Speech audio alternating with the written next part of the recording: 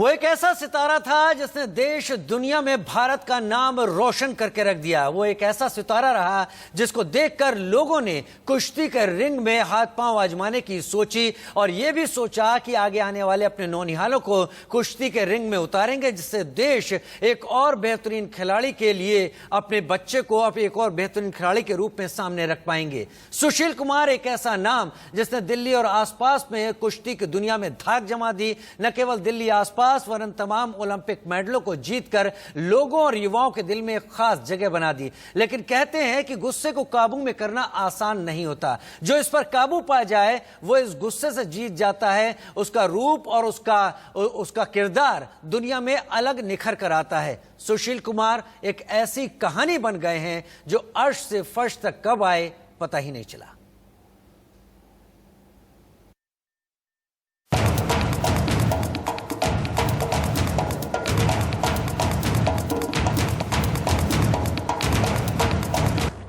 वो तारीख जो एक सितारे को अर्श से फर्श तक ले आई, वो तारीख जिसमें पल भर के गुस्से ने शोहरत की बुलंदियां छू रहे सुशील कुमार की सारी इज्जत मिट्टी कर दी। शोहरत की जिस बुलंदियों पर पहुंचने में सुशील कुमार को जिंदगी भर की मेहनत लगी थी, उससे उतरने में उन्हें बस एक रात का सफर तय करना पड़ा। इस रात की एक गलती ने ओलंपियन सुशील कुमार की कामयाबियों के उनके करिश्मे को तार तार कर दिया। चलिए आपको बताते हैं सुशील कुमार के नायक से खलनायक बनने तक की पूरी इनसाइड स्टोरी।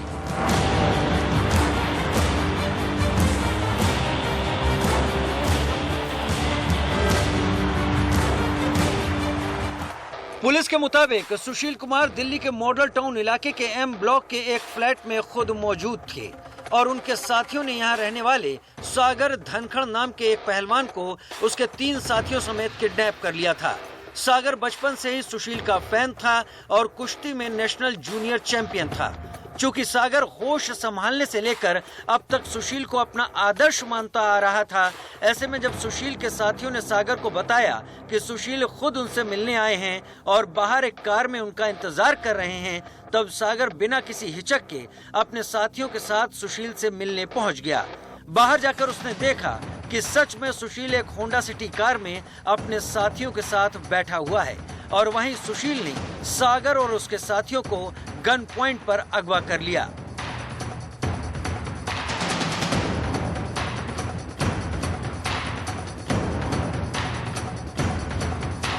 अगवा करने के बाद सुशील और उसके साथी सागर और उसके दोस्तों को मॉडल टाउन में ही स्थित छत्रसाल स्टेडियम लेकर आए। छत्रसाल स्टेडियम यानी वो जगह जो देश में कुश्ती के लिए मशहूर है। खुद सुशील कुमार ने न सिर्फ इस स्टेडियम में रात दिन मेहनत कर नाम और शोहरत कमाई, बल्कि वो स्टेडियम में ओएसडी के तौर पर भी तैनात रहे। लेकिन 4 मई की रात सुशील वो कर बैठे जिसकी किसी ने उम्मीद नहीं की थी। दरअसल सागर इससे पहले जिस फ्लैट में रहता था वो किसी और का नहीं बल्कि खुद सुशील कुमार की पत्नी का था।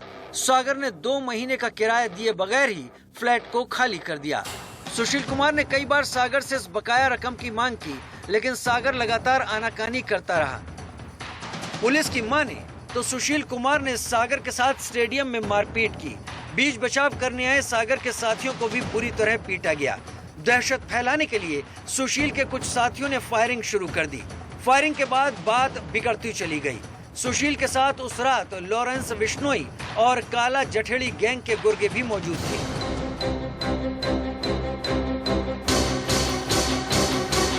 बात बिगड़ता देख किसी ने पुलिस को फोन किया, लेकिन पुलिस के आने की खबर लगते ही सुशील कुमार मौके से फरार हो गया। वहीं सागर के साथियों को गंभीर चोटों के बाद अस्पताल में भर्ती कराया गया, जहां उनकी तो जान बच गई, लेकिन बदकिस्मती से इस मारपीट में बुरी तरह घायल सागर धनखड़ की मौत हो गई। गिरफ्तारी के डर से सुशील कुमार लंबे समय तक फरार रहा, लेकिन आखिरकार वो दिल्ली पुलिस के हत्थे चढ़ ही गया और अब सलाखों के पीछे है।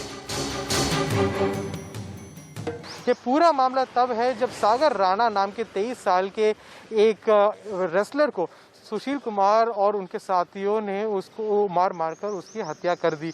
अब इस पूरे मामले 23 अप्रैल को हुआ था। इस पे दिल्ली पुलिस यही देखेगी कि सुशील कुमार जो पहले क्लेम कर रहे थे कि वो उस टाइम पर वहाँ पे मौजूद नहीं थे, तो उसका उन क्लेम्स पर पहले काम करेगी। उसके बाद ये इस क्लेम्स पर इन्वेस्टिगेशन करेगी कि ये पूरा मामला क्यों हुआ था, इसके पीछे क्या कारण था और क्या सिर्फ एक आपसी अनबन का ये पूरा मामला है या नहीं, और क्या ये एक एक्सीडेंटल डेथ है या प्रीमेडिटेटेड मर्डर है। इस सब पे भी बहुत सारे अब इन्वेस्टिगेशन अब अगले कुछ दिनों में देखा जाएगा।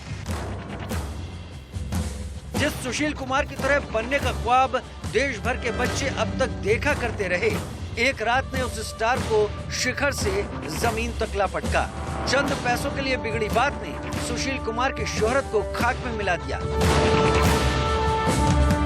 Bureau report, India news. Delhi के छत्रसाल स्टेडियम सुशील कुमार के अर्श से फर्श तक आने की पूरी कहानी का गवाह रहा है। छत्रसाल स्टेडियम से देखिए संवाददाता पुलकित नागत की ये खास रिपोर्ट। 10 साल की उम्र थी जब सुशील कुमार ने छत्रसाल स्टेडियम का रुख किया। उससे पहले वो नजफगढ़ में पहलवानी के दांव पेच सीखा करते थे, लेकिन 14 साल की उम्र में वो इसी छत्रसाल स्टेडियम में पहलवानी के दांव पेच सीखने के लिए पहुंच गए। और यहीं से शुरू होता है फर्श से अर्श तक का सफर। सफर की शुरुआत 14 साल की उम्र से हुई, जब सुशील कुमार सिर्फ देश के लिए कुछ करना चाहते थे, पहलवानी में कुछ करना चाहते थे।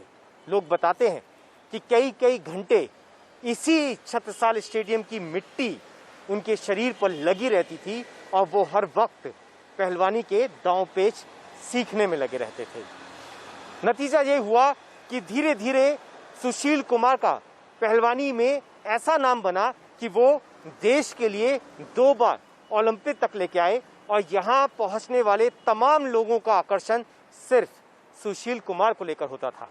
सुशील कुमार का कद इतना बढ़ गया कि जो बच्चे यहाँ पहलवानी सीखने आते थे वो पहले हनुमान जी के पैर छूते थे और उसके बाद में सुशील कुमार के पैर छूकर स्टेडियम में दाखिल होते थे, और उसके बाद वो पहलवानी के दांव पेच सुशील कुमार से सीखा करते थे। कद बढ़ने के साथ साथ सुशील कुमार को उत्तर रेलवे में नौकरी भी मिल गई, जिसके बाद वो डेप्यूटेशन पर दिल्ली सरकार में ओएसडी के पद पर तैनात हो गए, यानी officer on special duty Chhatrasal stadium. यानी कि छत्रसाल स्टेडियम में सिर्फ एक ही नाम गूंजता था, वो था सुशील कुमार का नाम। लेकिन इसी के साथ दांव पेच कुछ ऐसे भी सीखे जिसने सुशील कुमार को यहीं से ही अर्श से फर्श पर पहुंचा दिया।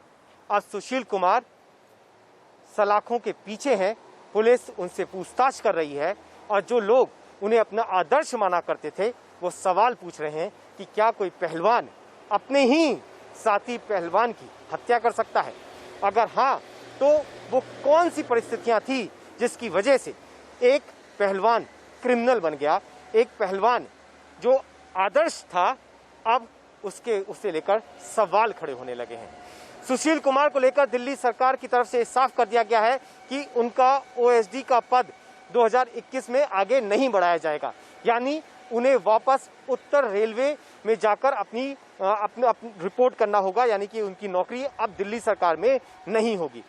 उत्तर रेलवे की तरफ से भी ऐसे संकेत मिलने लगे हैं कि शायद आने वाले दिनों में सुशील कुमार अपना उत्तर रेलवे का भी पद गवा दें, वो भी सिर्फ छत्रसाल स्टेडियम में उस रात हुई उस वारदात को लेकर जिसमें साथी पहलवान की हत्या कर दी गई। कैमरा पर्सन परशुराम के साथ पुलकित नागर, इंडिया न्यूज, दिल्ली।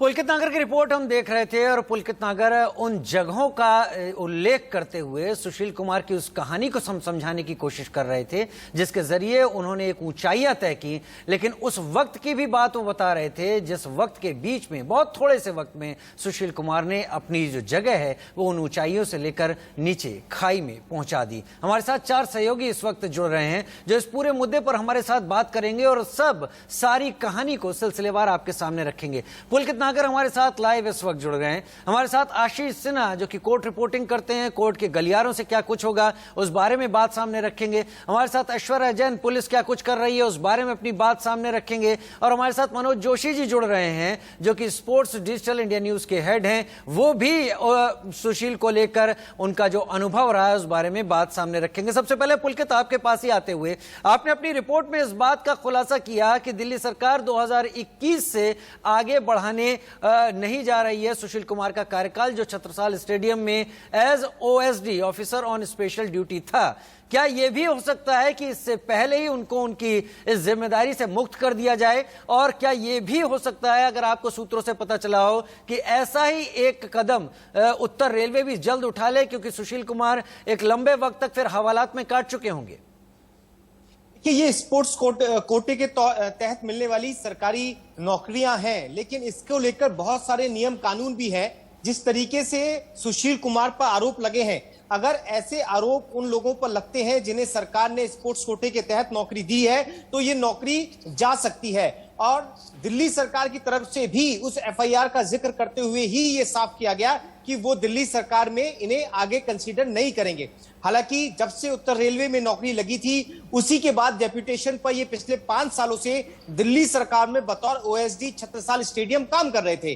अब क्योंकि एफआईआर दर्ज हो चुकी है और जितने भी सबूत हैं वो गंभीर हैं, साथ ही मामला बहुत गंभीर है, 304 का मामला, 302 का मामला है, तो उस तमाम चीजों को देखते हुए दिल्ली सरकार की तरफ से इनके तमाम जो लेटर थे, तमाम जो पेपर्स थे, वो वापस उत्तर रेलवे को भेज दिए गए, क्योंकि ये इनकी जो नौकरी थी, जॉब थी, वो उत्तर रेलवे थी। डेप्यूटेशन पर ये दिल्ली सरकार में काम कर रहे थे। अब ये फैसला उत्तर रेलवे को लेना है कि वो आगे सुशील कुमार को रखेंगे या नहीं। और जैसे मैंने आपको बताया कि बहुत सारे नियम हैं जिसके तहत सुशील कुमार की नौकरी जा सकती है। जी, बहुत सारे नियम हैं दिल्ली सरकार के पास, और दिल्ली सरकार जिन चार्जेस में, जिन आरोपों में सुशील कुमार को अब हिरासत में लिया हुआ है, पुलिस कस्टडी में है, और जो उनके ऊपर आरोप लगे हैं उसको देखते हुए दिल्ली सरकार कर सकती है। मैं ऐश्वर्या के पास जाऊंगा। ऐश्वर्या, पुलकित ने कहा कि उस एफआईआर को आधार बनाया है दिल्ली सरकार ने, जिसके चलते उनको ओएसडी के पद से हटाया जा सकता है और उनकी सेवाएं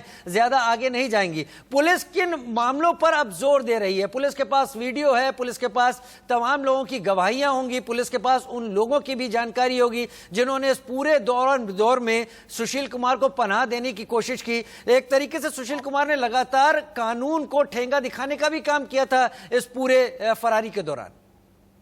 बिल्कुल, एक कुख्यात फरारी के तरह सुशील कुमार लगातार पुलिस से भागते रहे, और उसके बाद जो 6 दिन की पुलिस कस्टडी मिली है, उसमें दिल्ली पुलिस की स्पेशल सेल की टीम उनसे लगातार पूछताछ कर रही है। आज की पूछताछ में साफ तौर पर दिल्ली पुलिस की स्पेशल टीम ने सुशील कुमार से उन जगहों के बारे में जानने की कोशिश करी जहां पर वो गए हुए थे और किस तरीके से पूरा मामला सामने आया, क्योंकि एक प्रॉपर्टी डिस्प्यूट को लेकर सागर धनखड़ और जो गिरोह की लड़ाई सामने आई थी। क्योंकि ये भी कहा जा रहा है कि अब पुलिस ये भी पता लगाने की कोशिश कर रही है कि क्या सुशील कुमार कई क्रिमिनल्स को उस घर में पनाह देते थे जो उनकी वाइफ के नाम पर रजिस्टर्ड था। तो इन तमाम एंगल्स पर कौन कौन से वो गिरोह थे जिनके संपर्क में सुशील कुमार थे, और सोनू जो लगातार काला जटेरी जो नाम सामने आ रहा है बार बार निकलकर, नीरज, इन तमाम गैंगस्टर्स के नाम जो निकलकर सामने आ रहे हैं, उस एंगल में भी लगातार सुशील कुमार से पुलिस पूछताछ करने की कोशिश कर रही है। और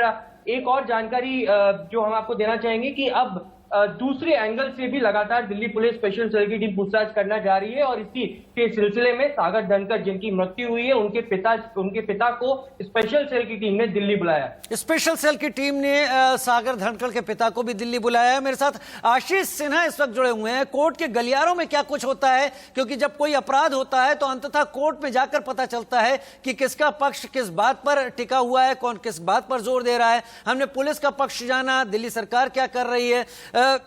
आशीष, इस पूरे मामले में सुशील कुमार को देखा जाए तो उनके साथ गैंगस्टर के गुर्गे थे, तो एक तरह से आपराधिक गठजोड़ दिखाई पड़ रहा है। दूसरा, उन्होंने सागर उनके साथियों को किडनैप भी किया था, तो यह भी चार्जेस बनता है। इसके साथ साथ हत्या का भी चार्ज उनके ऊपर अब जुड़ गया है। सुशील के वकील, अगर आपकी उनसे बात हुई हो, वो क्या कहना चाह रहे हैं, किस बात पर जोर दे रहे हैं, सुशील के डिफेंस में आखिर क्या रखने की कोशिश कर रहे हैं? राजीव, पहले मैं 3 जानकारियां आपके साथ साझा कर देना चाहता हूं। सबसे पहले कि दिल्ली पुलिस को जो स्कूटी मिली है, व्हाइट कलर की स्कूटी, जिसमें सुशील कुमार अपने सहयोगी के साथ कल गिरफ्तार हुआ था। दरअसल उस समय वो पैसे लेने जा रहा था। स्कूटी की मालिक का पता चल गया है, एक महिला मित्र है सुशील कुमार की, जिनसे अब दिल्ली पुलिस जो है वो पूछताछ करेगी कि क्या जानकारी है उनके कुमार को लेकर। कहा यह जा रहा है दिल्ली पुलिस के सूत्रों द्वारा कि सुशील कुमार फोन नहीं रखते थे, सुशील कुमार ने फोन नहीं किया, वो डायरेक्ट उस लड़की के घर गए और उन्होंने स्कूटी ली। दूसरी, इस पूरे मामले में अब एक क्रिमिनल जो गठजोड़ है वो निकलकर सामने आ रहा है, क्योंकि जो मॉडल टाउन में जो फ्लैट को लेकर जो झगड़ा हुआ था, सागर धनखड़ के साथ जिस एक और शख्स की पिटाई की गई थी वो सोनू महाल था। सोनू महाल दरअसल एक अपराधी है जिसे हम संदीप काला के नाम से जानता है, मोस्ट वांटेड अपराधी है, ये उसका भांजा है। तो एक क्रिमिनल जो एस्पेक्ट है उसकी तरफ भी ये इशारा कर रहा है। नीरज बवाना का भी नाम आ रहा है। जो सूत्र हैं वो ये बता रहे हैं कि जब सुशील मारपीट करने गया था तो उस समय नीरज बवाना के कुछ लोग उसके साथ हैं। हालांकि अभी पुष्टि नहीं हो पा रही है, लेकिन दिल्ली पुलिस इस मामले में जांच कर रही है। तीसरी और जो सबसे अहम बात है कि रेलवे 1 या 2 दिनों में सुशील के ऊपर कार्रवाई करेगी। जो मेरी रेलवे के अधिकारियों से बातचीत हुई है उसमें उन्होंने कहा है कि हमें सुशील कुमार संबंधी जो जानकारियां हैं, यानी जो एफआईआर की डिटेल है वो मिल चुकी है और नॉर्दर्न रेलवे जो है वो सुशील कुमार के खिलाफ 1-2 दिन में बहुत ठोस कदम उठाएगी। जी, जहां तक रहा बात सवाल वकीलों का, तो वकील ये साबित करने में अदालत में जुटे हुए हैं कि सुशील वहां पर मौके पर जरूर मौजूद थे, लेकिन उनके द्वारा ये हत्या नहीं की गई थी। बहरहाल बहुत मुश्किल है, क्योंकि सुशील कुमार ने खुद अपने एक सहयोगी प्रिंस के जरिए इस पूरे वीडियो को शूट कराया था, जिसमें जो फॉरेंसिक लैब में है, और दिल्ली पुलिस के सूत्र ये बता रहे हैं कि उस वीडियो में पुष्टि हो गई है कि सुशील कुमार ने डंडे से मारा था। तो बड़ा मुश्किल है सुशील कुमार के लिए आगे कानूनी सफर। हालांकि वकील यही चाहेंगे कि ये पूरा मामला 302 में न जाकर 304 पार्ट 2 यानी गैर इरादतन हत्या में पूरे मामले को कन्वर्ट इसको गैर इरादतन हत्या में कन्वर्ट करने की कोशिश, और वकीलों की कोशिश यही रहेगी सुशील कुमार के डिफेंस के लिए। लेकिन आपने बहुत अच्छी बात पर इशारा किया। आपने इशारा किया कि पहलवान या रेसलिंग के जो रिंग है उसका क्रिमिनल या गैंगस्टर के साथ क्या गठजोड़ ही नतीजा है। आप लोग बने रहिए मेरे साथ, और मैं इसी बात पर अब फोकस करने जा रहा हूं कि क्या पहलवानी क्रिमिनल के गठजोड़ का नतीजा है सागर धनखड़ का हत्याकांड। क्या मॉडल टाउन के एक फ्लैट को लेकर सुशील और दूसरे गुट के बीच झगड़ा हुआ है। मृतक पहलवान सागर धनखड़ के साथ सोनू महाल नाम का शख्स पिटाई में घायल हुआ, जैसा आशीष जोर दे रहे थे। सोनू महाल दिल्ली हरियाणा के वांटेड क्रिमिनल संदीप काला उर्फ काला जठेड़ी का भांजा है। सोनू महाल पर 19 आपराधिक मामले भी दर्ज हैं। छत्रसाल स्टेडियम में सुशील और उसके साथियों ने सागर, सोनू और अमित नाम के शख्स की पिटाई की थी। सुशील भी काला जठेड़ी के संपर्क में था, लेकिन इस झगड़े में बात बिगड़ गई। संदीप काला उर्फ काला जठेड़ी हरियाणा का रहने वाला है। संदीप फिलहाल फरार है। काला जठेड़ी कहां है इसकी जानकारी भी किसी के पास नहीं है, और यही इस पूरे मामले में एक शक की सुई का घेरा बनाता है कि आखिर जो कुछ भी हुआ, क्या उसके पीछे कुछ और भी ऐसा था जो छुपा हुआ तो नहीं है। और वहीं पर मृतक सागर के परिजनों ने सुशील कुमार को कड़ी से कड़ी सजा दिलाने की इस बीच मांग भी की है। तो यही कहेंगे कि ये बहुत अच्छा किया दिल्ली पुलिस ने। 15-18 दिन जो अभी सुशील भागता रहा, पुलिस उसके पीछे पीछे लगी रही। कई स्टेटों में भी पुलिस की दबिश रही, मगर आज पता लगा कि जैसे उसको दिल्ली में गिरफ्तार कर लिया। तो अच्छा हुआ जी, जो मेरे बेटे का कातिल गिरफ्तार हो गया, और हमें दिल्ली सरकार से और अदालत से यही उम्मीद है कि मेरे बेटे को इंसाफ दिलाएगी और उसको फांसी की सजा दिलाई। और मीडिया से और जनता से मेरी यही अपील है कि मेरे बेटे को इंसाफ दिलाए। और हम दिल्ली सरकार से की कार्रवाई से खुश हैं कि उन्होंने बहुत कोशिश करी है इसे पकड़ने में, और हमें उम्मीद है कि अदालत और सरकार मेरे बेटे को। और हमारे साथ हमारे तमाम सहयोगी इस वक्त जुड़े हुए हैं। Manoj Joshi ji, sports digital India news के हेड, हमारे साथ इस वक्त जुड़े हुए हैं, जिन्होंने लंबे वक्त तक सुशील कुमार के रेसलिंग बाउट की लाइव कमेंट्री की हुई है। मनोज जी, अब आपको जो कुछ भी पता चल पा रहा है, जिस सुशील को आपने अभी तक देखा था और मेरे इन तीनों सहयोगियों की जो बातें निकलकर सामने आई हैं, ऐसा लग रहा है कि रिंग में तो सुशील अपना काम कर ही रहे थे, उसके अलावा उनकी एक ऐसी दुनिया भी थी जिस पर पर्दा डला हुआ था और जो कई गैंगस्टर या अपराध की दुनिया से वास्ता रखती थी। दरअसल राजीव, जो जुड़े हुए थे इन सब चीजों से, वो सब 2008 से पहले की घटनाएं थी, 2008 के बाद की घटनाएं थी। उससे पहले वो बहुत ही विनम्र थे, अति विनम्र। जहां तक कि कुश्ती के अंदर कोई वाद विवाद होता था, तो रेफरी जब उनको चेतावनी देता था तो वो अपना हाथ जोड़कर अपना अपराध जो है स्वीकार कर लेते थे। इस तरह से कोई भी विवाद या कोई सोच ही नहीं सकता था कि सुशील कुमार बिल्कुल सिक्के का दूसरा पहलू साबित होते। और 2008 में जब उन्होंने बीजिंग ओलंपिक में मेडल जीता तो वो उनके करियर का नहीं बल्कि भारतीय कुश्ती के लिए भी वो टर्निंग पॉइंट साबित हुआ। और 2012 जो ओलंपिक है, जब उन्होंने सबका कद और ज्यादा बढ़ा दिया, सिल्वर मेडल जीता, तो स्थितियां और भी बदल गई और वो कई गिरोहों के संपर्क में आ गए। जिस बवाना गांव दिल्ली का है, जहां से सतपाल पहलवान जो उनके ससुर है वो ताल्लुक रखते हैं, वही लखनऊ स्कूल भी है उनका अपना, तो वहां वो उस गैंग के भी मैं समझ पा रहा हूं कि ये एक बहुत बड़ा टर्निंग पॉइंट जरूर साबित हुआ है जब उन्होंने तमाम मेडल जीते, लेकिन आज भी एक टर्निंग पॉइंट साबित हुआ है जब तमाम उनके प्रशंसक हैरान हैं, निराश हैं, परेशान हैं, समझ नहीं पा रहे कि जिसे रोल मॉडल समझा था वो आखिर इस रूप में कब तब्दील हो गया। आप चारों का हमारे साथ जुड़ने के लिए बहुत बहुत शुक्रिया। फिलहाल एक छोटा सा ब्रेक ले रहे हैं, जल्द हाजिर होते हैं।